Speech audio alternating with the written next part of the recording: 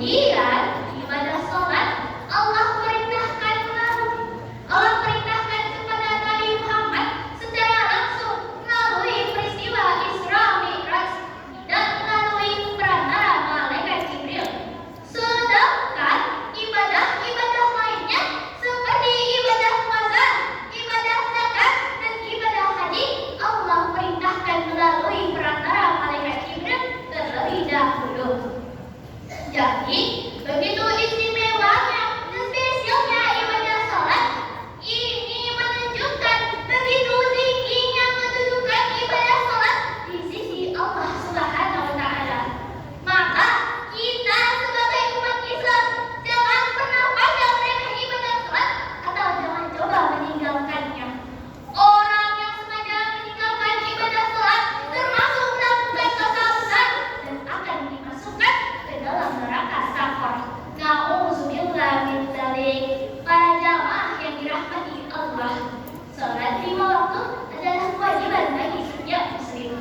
Allah Subhanahu wa Ta'ala telah berfirman dalam surah Al-Baqarah ayat 43 yang berbunyi, Bismillahirrahmanirrahim.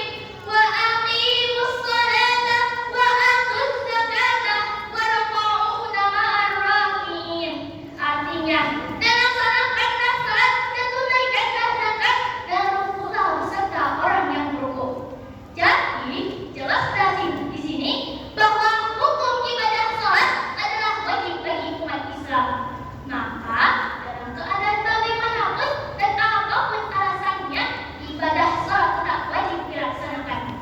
Baik dalam keadaan kaya maupun miskin, dalam keadaan gembira maupun sedih, dalam keadaan aman maupun berkurang, dalam keadaan lapang maupun sempit, dalam keadaan sehat maupun sakit. Ibadah salat tetap wajib dilaksanakan. Tidak kuat salat berdiri boleh duduk, tidak kuat salat duduk boleh berbaring, tidak kuat berbaring boleh dalam hati, tidak kuat dalam hati tentu saja mati. Jika sudah mati, kita yang disolatkan, jenazah kita diletakkan di paling depan di depan imam, lalu orang-orang menyolatkan kita. Namanya salat jenazah. Jamaah, hai jamaah. Masih mau lanjut? Salat adalah tiang agama.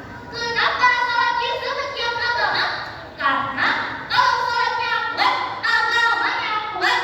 Tetapi kalau salatnya roboh, agamanya ikut roboh. Rasulullah SAW bersabda, As-salatu imaduddin. Artinya, salat adalah tiang agama. Jadi, jelaslah salat adalah penyangga utama agama kita. Kalau salatnya dijaga, maka ibadah yang lainnya ikut terjaga. Sebagai kesimpulan dan tausiah singkat saya adalah, mari kita jaga salat 5 waktu karena salat bukan hanya kewajiban, tetapi kebutuhan hidup kita sebagai muslim. Lebih baik